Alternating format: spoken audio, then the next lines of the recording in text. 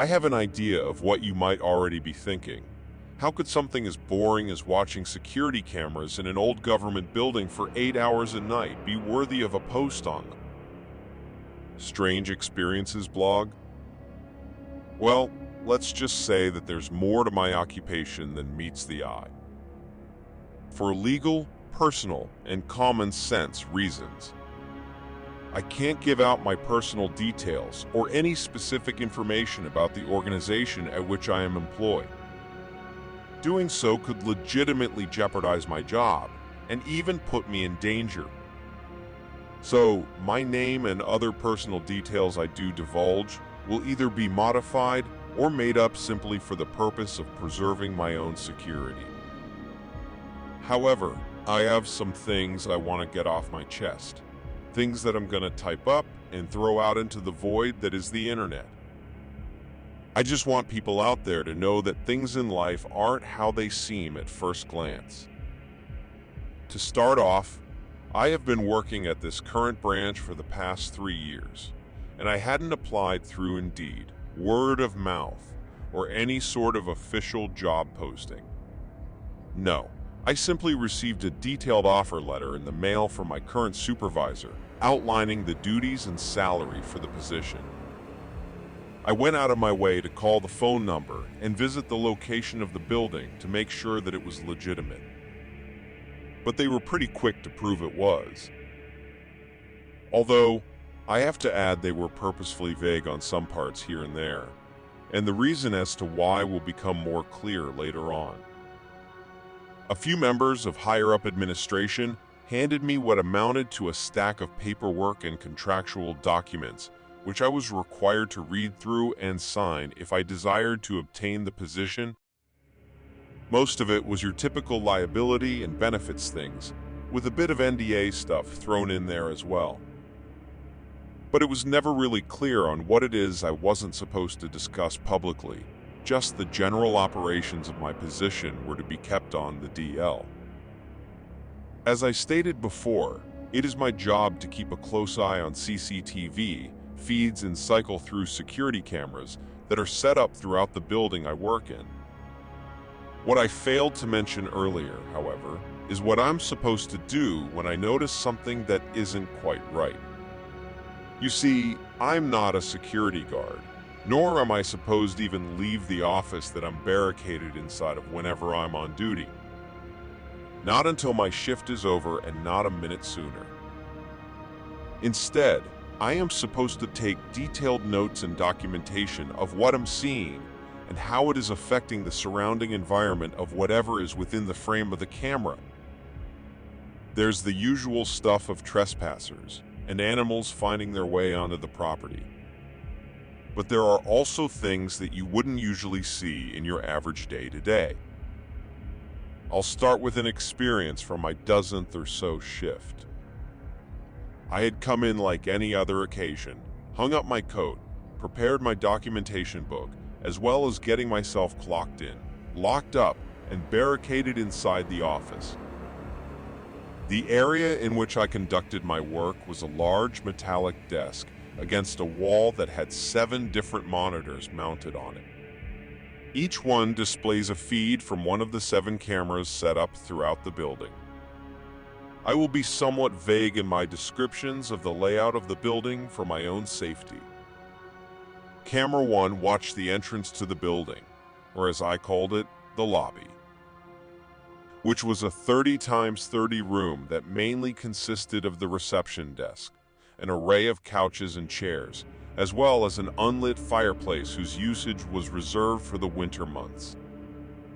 Camera 2 was focused on the inside of the building's elevator, which was what you'd expect. Camera 3 was set up at the beginning of the main hallway, with 3 doors along it, 2 on the right wall and 1 on the left. The one on the left being a bathroom, while the 2 doors on the right led into an administrative and entry-level office. Both are separated by a simple wall between them. Cameras 4 and 5 sat in the corner of these offices, while cameras 6 and 7 watched the exterior of the building. 6 was in the front, while 7 was focused on the back. The first couple hours of the night were rather uneventful and mainly consisted of me listening to music while doodling in a notebook I had brought to work with me. The previous nights leading up had been pretty much the same, and it seemed like it was going to stay that way until I noticed something strange on camera 4, which was the camera that had watched the administrative office. At first glance, especially to someone who wasn't familiar with the details of the room, I had trained for days on end and was tested on my memory of the details of the layout and furniture. Arrangement of each room. It wouldn't be anything noticeable to me. It was more than clear something had changed. There was a chair that was previously pushed in under a desk towards the corner of the room, but it was now pushed out and turned at a 90-degree angle. I know how it sounds. How could something like that ever matter? I probably misremembered how it was positioned, or my imagination is playing tricks on me. No, this was something that needed to be reported and nipped in the bud by the right people. So I documented what I saw down to the second when I first noticed the change. And I kept it front and center of my notes for the night, in the event it needed to be added on to. You can believe I'm overthinking all you want. It's honestly an understandable perspective if you're on the outside looking in. I looked at my supervisor like he just told me aliens are hiding in the White House when he emphasized how seriously I had to take stuff like this. But as I've come to learn, there's a reason for it. I zoomed in on the chair, specifically the legs, mainly to make sure they were still there. Which they were. Thank God. I quickly took several screenshots of the chair at different zoom levels, which I then followed up by exporting them to a new folder in the file storage on the computer. Grabbing my documentation book, I wrote down everything I possibly could: the time, date, the position of the chair, as well as the degree it sat relative to the desk. And for the time being, that was all I was really supposed to do. Every now and then, little discrepancies like this can have a sort of ripple effect and pile up on each other, which is why I needed to be focused and take things slow as I combed through the cameras. I shifted over to camera 1, aka the building lobby, and after a thorough look, nothing was off. Nothing that was detectable anyway. Surprisingly, this was the location of the building that usually came up the most empty-handed when it came to any incidents, shall I say. Then there was the back of the building. It was a 20 by 20 foot yard surrounded by an 8-foot-high chain-link fence. With a generator against the wall next to the back door, and parallel to the generator sat a large green dumpster, like what you'd typically find in most major city alleyways. I squinted as I leaned in somewhat close to the monitor, as I noticed that the left cover on the dumpster was fully opened and swung over the back. It was supposed to be closed. It was always supposed to be closed after 7 p.m. I wasted no time writing down what I saw and panned the camera around the back of the building exterior, looking for any more discrepancies. I stared hard at every little crack and crevice that was detectable on the camera. If there was one benefit of this job besides the money and, well, benefits, it would be that it really conditions you to be aware of details most wouldn't notice. But that's that double-edged sword, because sometimes that tendency to pay too close attention to things can end with you seeing things you never wanted to or should have. From what I could tell, it appeared that what I had seen was all that I had to deal with for the time being. I finished up documenting everything that I could, and the room fell quiet as I typed and wrote away. Nothing but the sound of my keyboard and pen clicking to accompany me as I got to work. I didn't really notice how hushed it became in the short time span I spent putting my work together. There was always a slight humming from the air conditioning unit and the white noise coming from the system speakers in the room. But when I really stopped and held my breath, I could just barely detect the faint sound of my own heartbeat. I froze, keeping myself still as I concentrated on the monitors. My heart began to speed up. I could feel it. But I convinced myself to just stay calm and keep a level head. Fear is both a blessing and a curse in humans. Too much will cripple you, and too little will get you killed. But just the right amount will keep you alive and in one piece. Several minutes passed and the silence continued to linger. Luckily, I didn't find any other abnormalities present on the monitors, so that helped to calm my nerves just a bit. But it was a blissful feeling that unfortunately wouldn't last much longer. It's actually kind of funny how much we as humans rely on noise to keep us comfortable. Despite the fact it's a common sentiment among people to seek out peace and quiet, but too little noise can quite literally drive you insane after long periods. But I sat there nonetheless, toughening it out in the merciless quiet. I kind of think of silence as I think of darkness. When your brain is stripped of its ability to effectively use one sense for too long, eventually it starts to fill in the gaps. Think of shadows in the closet as the visual version of footsteps in the hallway. Luckily for me, however, the air conditioning humming soon returned. I assumed it was just a typical defrosting session, and I let my nerves get the best of me for nothing. Everything had settled down over the next hour. No reports were made as no abnormalities appeared. And I survived the majority of my shift. So I was just cruising along, keeping my eyes peeled and sipping on an energy drink to avoid getting too tired. And for a while, nothing caught my attention. I was, however, getting so fatigued my eyelids became heavy. I shook my energy drink, feeling that there were only a couple of ounces of liquid left inside of it. For a short moment, I turned my attention to the right side of the room.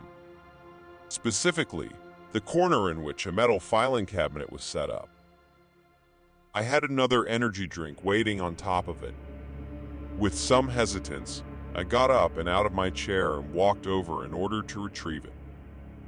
And as I reached over and grabbed a hold of it, something just below me caught my eye. The top drawer on the cabinet was slightly ajar, and I was able to see inside of it. My curiosity piqued a bit when I saw a document laying inside. The light from the rest of the room allowed me to barely read the bold heading at the top. I fought the urge to snoop any further. I had a job to do. And as most would say, it would be foolish of me to lay a finger on that document. So I exhaled and stepped away from the cabinet. A slight sinking feeling in my stomach arose as I sat down in my chair and got back to work. Nothing had changed in the time I was away from the desk. The document was stuck in the back of my mind. That wasn't mentioning the fact I felt like an incident report pertaining to someone's disappearance would be kept somewhere a bit more secure and secretive, especially when that disappearance likely happened on the job. Sure, maybe it wasn't my place to be worrying about that kind of thing, because if I was meant to have known about it, they would have told me. I looked back at the filing cabinet once more, staring at it with an intensity I didn't even notice at first. It was a long, drawn-out length of eye contact. Eye contact that was only broken by the sound of a high-pitched, repetitive beeping coming from the monitor speakers. I swung my chair around and immediately laid eyes on the feed from camera 2, aka the interior of the building elevator. In the upper right-hand corner of the screen were two simple words written in bold white text as the beeping continued.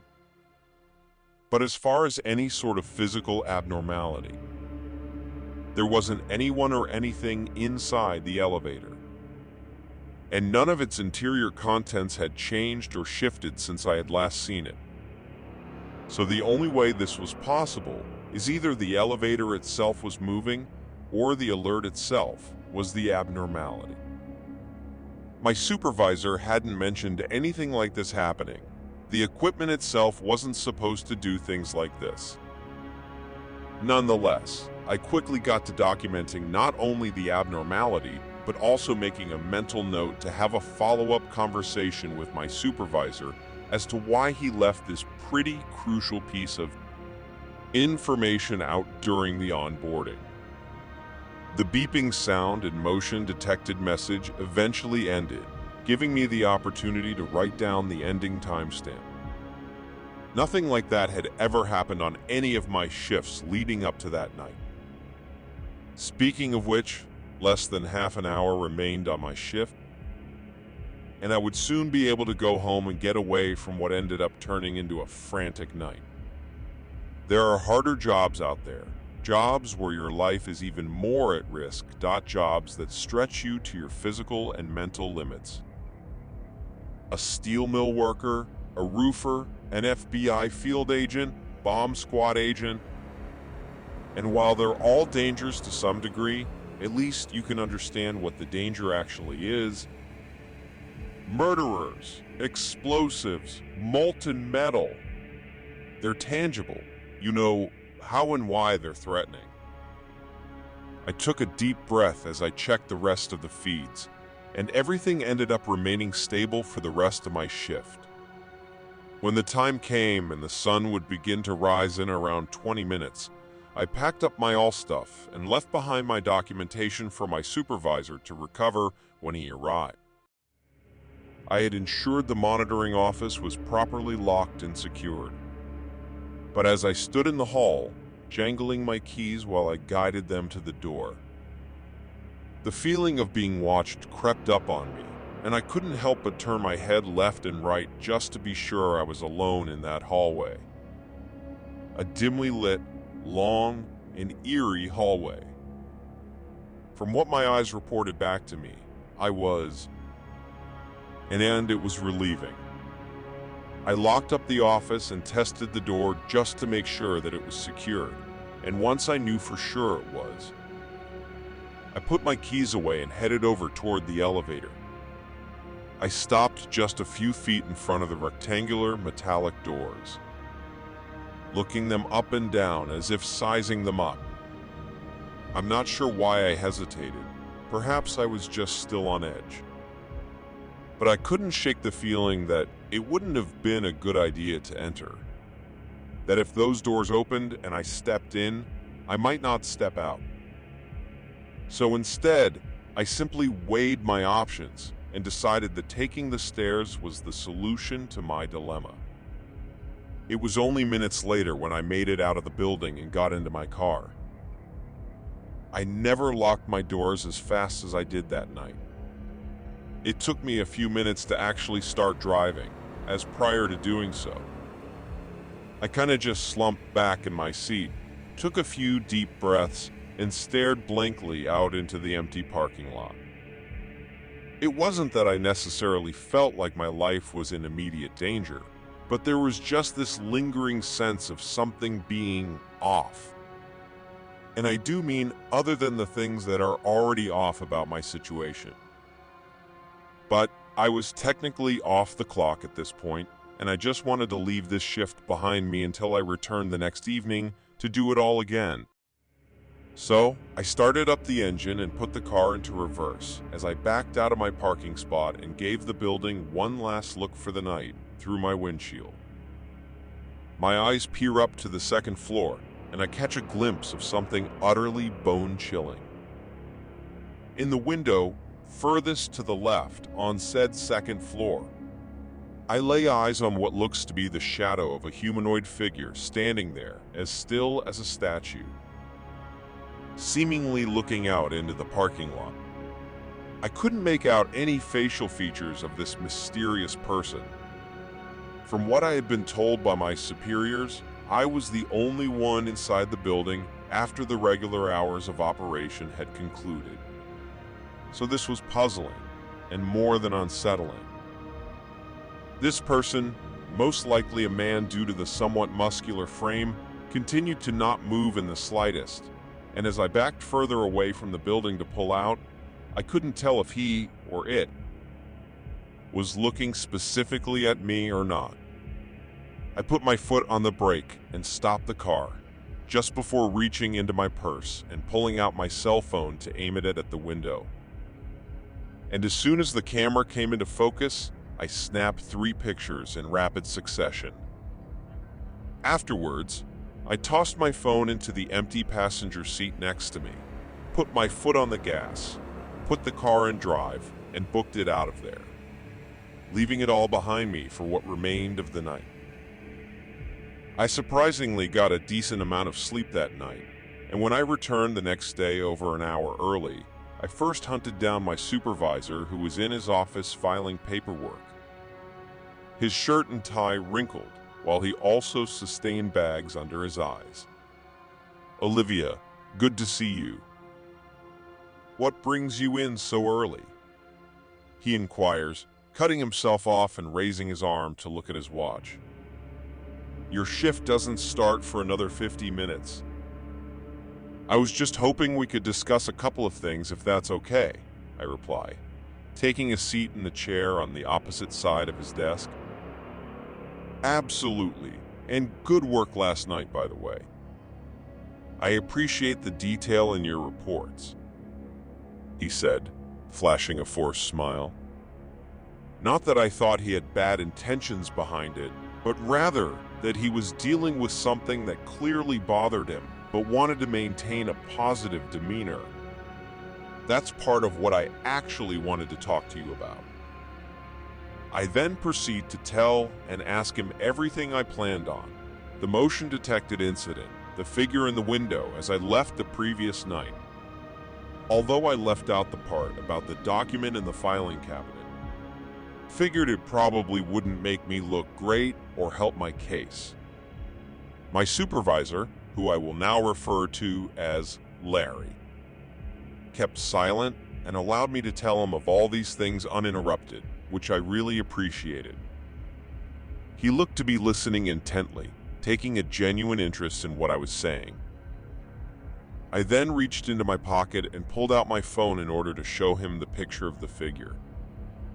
I pull up my Photos app and open up the picture before flipping my phone around and allowing Larry to look at the screen. An expression of confusion forms on his face. He darts his eyes between the phone screen and then me, looking as if I had just told him something absurd. "What exactly am I supposed to be looking at here?" he questions, squinting his eyes as he leans in closer to the screen. "It's in the window."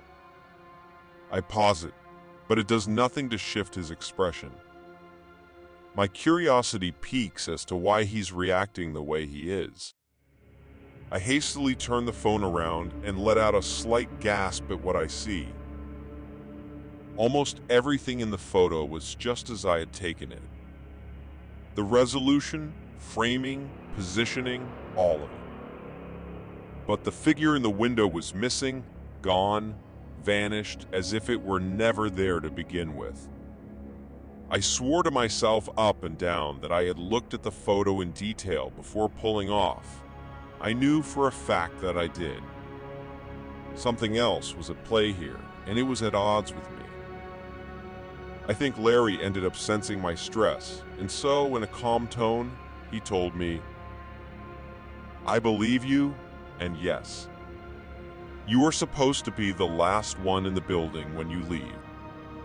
I'm going to go ahead and make a report file for this, but before I do, anything else you need to tell me about?" "Yes, I want you to," I begin, taking a deep breath before continuing. "I want you to tell me what I've gotten myself into, what I've really gotten myself into. Don't sugarcoat it, please. I'll know if you are. And I mean this with no disrespect, Larry, but I know you're not telling me everything, and if I'm going to continue to be here, I need to know the reasons behind why I do what I do. There's a multiple-second pause. Larry looks at me, and then over at the wall before cupping his hands together and exhaling, clearly hesitant to answer. But he does nonetheless, and it was the last thing I wanted to hear. Olivia, I can't. You know that I can't. I'm sorry. I grab my bag and begin to stand up out of my chair, the intent of what I'm about to do evident. Well, I'm sorry to say, Larry, but I'm afraid you'll have to find someone else to fill the position. I'm sorry to hear that, but before you go, I need you to take this before I escort you out of the building. Larry leans over and grabs a stack of sticky notes before picking up a pen and clicking it twice. He focuses, writes something down on it rapidly but carefully. After he finishes, he hands it over to me with a nod that indicates he wants me to look at it right away. I do, and I keep my lips sealed as I read what it says. I'll tell you everything. Can't in here, though. Too many ears. I look back down, nodding at him in a moment of mutual understanding. Okay, fine, I say somewhat loudly in order to keep up appearances. But I'll stay on if I can get at least a 5% raise. Well, I'm glad you've decided to stay, and I'll do my best to make arrangements regarding that. Larry responds at a volume similar to mine before lowering it the previous tone he had taken when we were speaking earlier on. If you want to relax and take a little time to get ready for your shift, I'm going to go ahead and edit your time card. You're non-exempt, and I want to make sure you get paid for this time. Thank you. I appreciate that, I say with a light smile. But just before Larry begins to focus his attention on his computer, he grabs and frantically writes something down on another sticky note before handing it to me. I look at it. On it is a date, time, and an address. The date being for tomorrow, the time being 6 p.m., and the address was that of a diner, one that was just a couple miles away from the building itself. I lower the sticky note and put both of them into my purse. I plan to dispose of them at home and not here, not worth the risk of other staff here finding them. But nonetheless, I was still cautious. I liked Larry and was more than happy with his willingness to help me, but I wasn't fully sure if I could trust him. We were meeting in a public place where he planned to tell me everything, so I guess that was somewhat of a good sign. But it appeared for now, he was the only one in this place that came close to anything resembling an ally, and I wanted to hold on to that with an open but suspicious mind. But as far as I knew, I was soon going to find out everything I needed to know. I'm gonna stop here for now. I've already said enough. Once I have deemed it safe to share more of my story with you all, I will do so. But until then, it's been Olivia, signing off.